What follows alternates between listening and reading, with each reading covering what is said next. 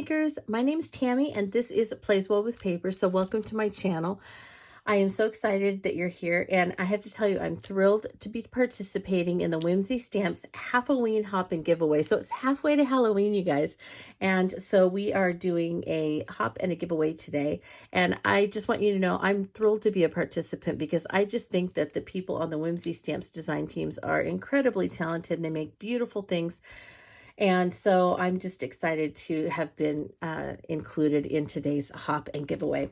Now there's a lot that goes into a hop and giveaway, and so all the details are linked below in the description for this. So this is going to be fun, and hopefully you're going to get a lot of inspiration because each team member has tried to choose one or more of their favorite Whimsy Stamps Halloween products, and Whimsy Stamps has a lot of great Halloween products. So I hope that you enjoyed today's video, and if you do, I would be thrilled if you would like and subscribe, and you know the things. I've talked on enough about that. I want to talk about the Whimsy Stamps products that I chose for today's make. So one of the first ones is the Goth Skulls background. I love the Whimsy Stamps red rubber stamps and the background stamps. They're nice and big. They fit the whole back of an A2 card. And then I've paired that with the He's a Po Boy clear stamp set. I just love Po for Halloween.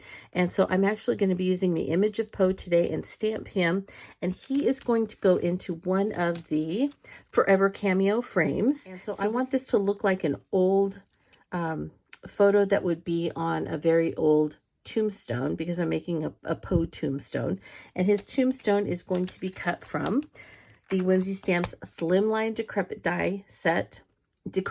Grave die set. I am using the Distress Mixed Media Heavy Stock from Tim Holtz and Ranger. I'm going to be adding one of my favorite Halloween products, which is Distress Grip Paste in Crypt. I'm going to make my card background that I'm stamping the skulls on is going to be made out of the black heavy stock and also my card base. So this is Distress Black Heavy Stock, also by Ranger and Tim Holtz. I'm actually using mica tiles, and so mica it's a type of rock. And if you haven't used mica before, what you can do with mica is actually it flakes off.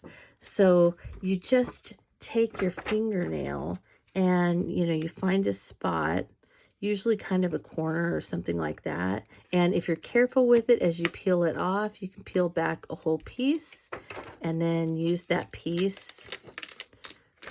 So then you would carefully see how that's all kind of separating. And then you can die cut that. You can cut it with scissors. Look at that. I love it.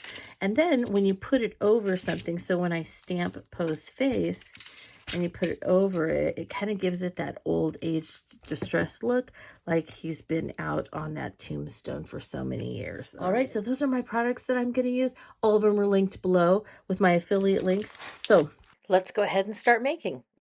I began by cutting a piece of mixed media heavy stock in half, spraying it with pumice stone and hickory smoke distress spray stains. I added some water, and now I'm flicking frayed burlap and peeled paint distress spray stains. I'm putting a little bit more water on there, and then I turned it up so it would run off. I want it to look like stone, and as you can see there from the dried portion, it did. I need a piece that's a little darker, so I sprayed it with some water and then a lot of pumice stone. I'm flicking some frayed burlap on and a little more peeled paint green, and I'm again letting that run, and I'm not adding any more water. Now I need a lighter piece, so I sprayed some water and just a little bit of pumice stone, and this is what I'm going to stamp the Po stamp on, so I just want it to look old. All right, here they are. So you can see with the darker one that I am going to be cutting the base pieces for the tombstones. I'm going to be cutting my cameo frame. I am going to cut these two, which this is the raised portion, and so I'm going to cut them both out of this. And look, see, you can see, I think that looks so great, where it looks like that's just been running down that tombstone for years. Fabulous. And then just this piece with a little bit of pumice stone spray stain, and look at that. It's going to be perfect to put stamp Po on. I'll have lots left over. I've cut a card front from black heavy stock, and now I'm inking up the Goth Skulls rubber stamp with pumice stone oxide, and that was a little bit of walnut stain oxide as well, and I'm just using my fingers to roughly stamp it across that front card panel. I am down to the finishing touches, so this is how the panel turned out that I stamped, and I'm reserving judgment right now because I'm going to take some of my frayed burlap oxide. I'm going to go around the edge of this. I'm also going to go around the edge of the card base, and then I need to ink this up over here. So this needs to be inked up around all the edges. And I have put on the back here just some layers of chipboard. I have some black chipboard, and I've kind of layered it up, and I'll talk about this in a second. So I have a piece of chipboard on both of these, and also on the back. I have a little resting piece up there on the back here. So those two are popped up, and then I have it on the back here so that it will be off of the background. Now here I just cut with my scissors a piece of that mica tile. So I want this to go on there, and I like the way that it has that, see how it has that imperfection that goes right through his face? I really like that. That gives it age. So to cut this, I'm actually going to, I saved the center part, and I'm just going to put that on here and cut it just a little bit bigger.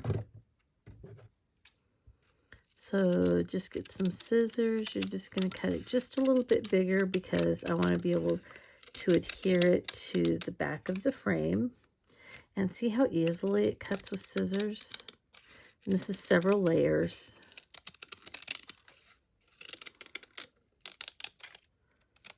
So, okay. And let's make sure that, okay, so it's not really sticking out. So I think I'm good there. So I can attach this. I'm using collage medium. And so I will attach it to the front of the frame, and then I'll go ahead and attach this. And we will have our little cameo ready to attach to the front of that as well. So I'm going around the card front with frayed burlap distress oxide as well as the card base, because I think that that really softened it and it makes it fit better with the focal point of that tomb. And then now you can see me just going around all the pieces with scorched timber distress ink. It's a nice dark brown, and so that also is helping to blend in with the background. And now I want to go ahead and start adhering all my pieces together. So I'm putting that piece of mica onto the inside back of the frame. I'm attaching all the pieces of the decrepit grave, and now I can put Poe's face behind there, and I can get that centered onto the grave. And I'm just trying to figure out where exactly I want to put that book. And now I want to make it look like stone. So here is where I start adding the grit paste. So you can see that I'm using a palette knife. You do not have to go to this trouble. This is all personal preference for me. You can just put some on your finger, and like you're going to see me in a minute, and I will just start kind of smearing it around on the front here and there, and that is good enough. So you can see I'm just taking kind of some of the extras, smoothing it out, and just kind of tap, tap, tap, tap, tap all the way across the front, getting just bits and pieces of that Distress Crypt grit paste around. But because I raised it up and I had gaps, I like to fill it in, and so that's what I was doing with the palette knife, and you do not have to do that. So just make sure that you get some grit paste all over anything that you want to look like stone, and then you have to set it aside and let it dry. And then there I'm using the palette knife to make kind of some raised cracks in the decrepit grave. And I'll show you close-ups at the end. The finished card has just so much dimension to it. You can see if I turn it on the side, and then look at all of the amazing texture the grit paste adds. I love how this really looks like an old photo that's on a really old tombstone with that mica tile. And then I added some more dimension with the book popped out at the bottom. And then I like how the skull background isn't really in your face so much, as it's just a subtle little kind of Poe detail that you see when you look, but it's not really in your face. So I really love that little extra touch for the background. All right, well, I'm very happy with how the card turned out. I hope you enjoyed this tutorial. And if you have any questions, go ahead and leave them in the comments below.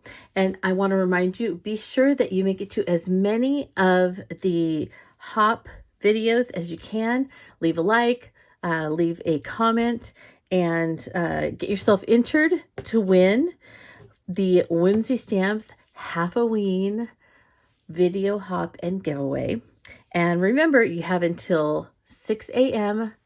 Eastern Time, April 23rd, to get to everybody's videos and to comment, and then check back on the Whimsy Stamps channel on April 24th and see if you won. Again, I want to thank you so much for visiting, and I hope that you have a very creative halfway to Halloween day.